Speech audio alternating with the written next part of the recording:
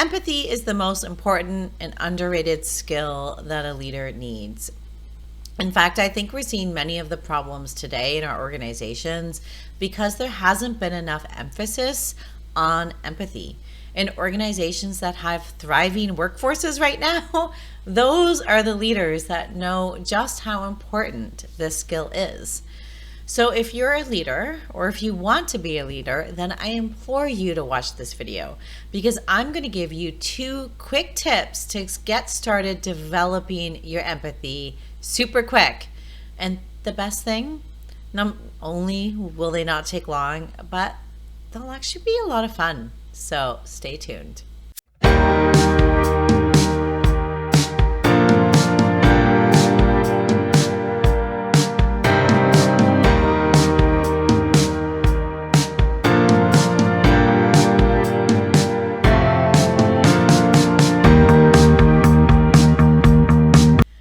Hello there, my name is Sarah Curto, and I am a certified career and leadership coach.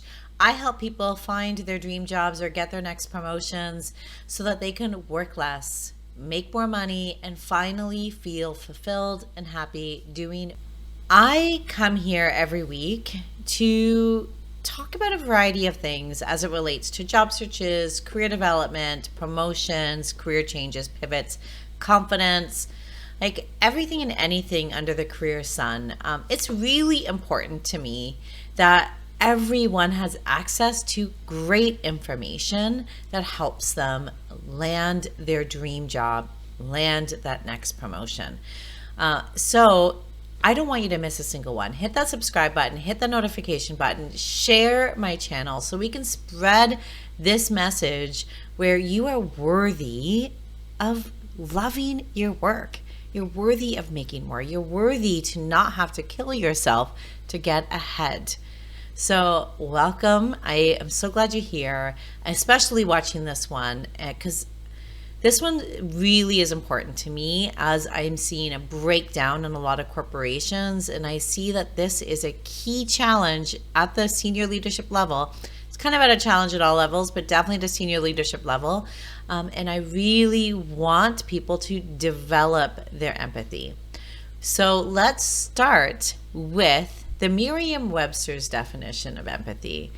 It is the action of understanding, of being aware, of being sensitive to, and vicariously experiencing the feelings, the thoughts, and experiences of another, of either the past or present, without having the feelings, thoughts, and experiences fully communicated. So they're not telling you in an objectively explicit manner.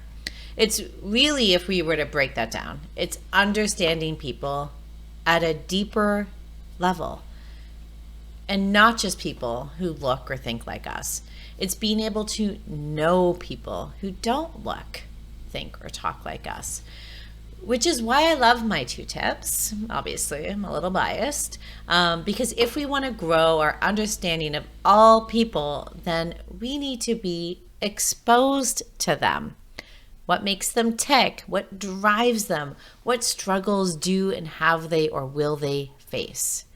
So let's dive in. Okay, are you ready for it? Tip number 1 is to read. Okay, now here's the fun part. Not books on empathy.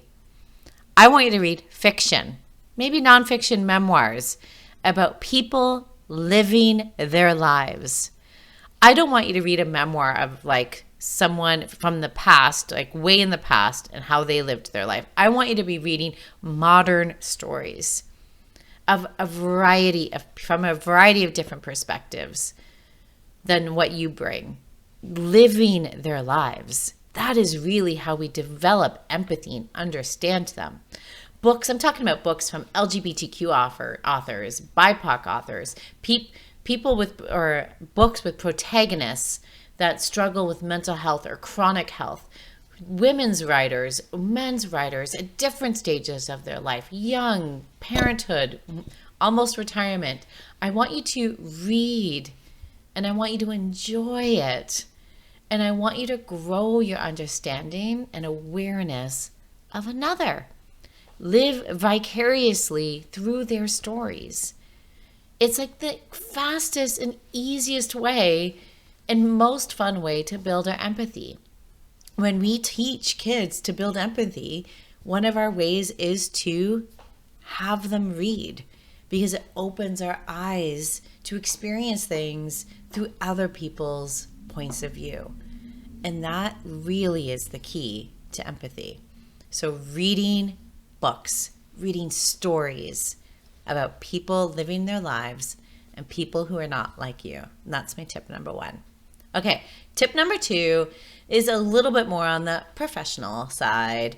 It's having friends, family, your team take the Myers-Briggs type indicator or any personality assessment really. But I urge you not to have one of the like super corporate ones, because the super corporate ones are really focused on people in the workplace.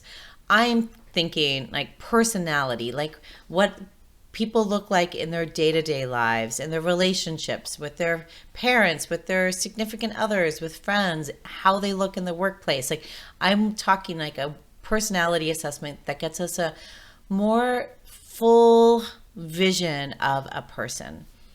So have them do it, have them share it with you, read their profiles. Think about how their personality impacts their decision making, how it impacts their approach to conflict, how they create, how they innovate, how they like process information, how they make decisions. I already said that, but like, you know what I mean. Look to see how their personality type comes to play in your day-to-day work life or work or life. Determine how your personality and their personality collaborate best. How do you maybe rub each other the wrong way? How do you approach decision making together or not together, which is often the biggest problems. And when we have the two different decision makers have to come to the table. So how is their personality type different than you? How are they the same as you? Do they love structure? Do they not? And what does that mean for you? Like, I want you to really get this understanding of how their personality has framed how they show up in work or in life, so that you can get that deeper understanding of that. Like, this is the two quickest, easiest ways to start developing empathy: the reading and the personality assessment. The reading allows you the different perspectives of different voices, of diverse voices. The personality allows you to understand how people work and what makes them tick and what motivates them and how they make decisions and how they create and how they approach conflict and how they create relationships.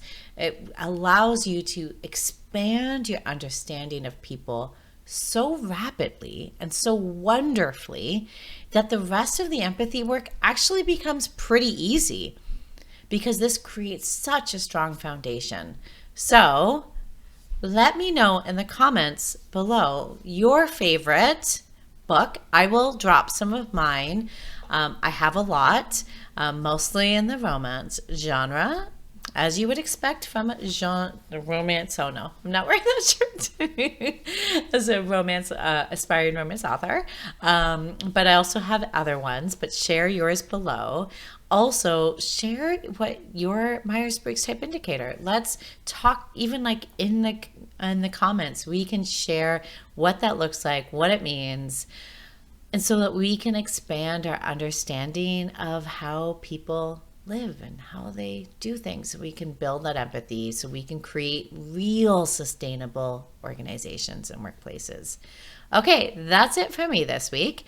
I'll see you next week with another amazing training. So make sure that you don't miss out.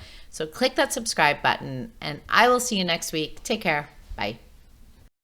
If you liked this video, then I invite you to join me in the Find Your Dream Job program, where you work less, make more money, and finally feel fulfilled doing work that you love.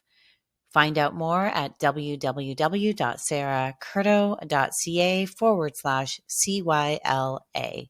See you there.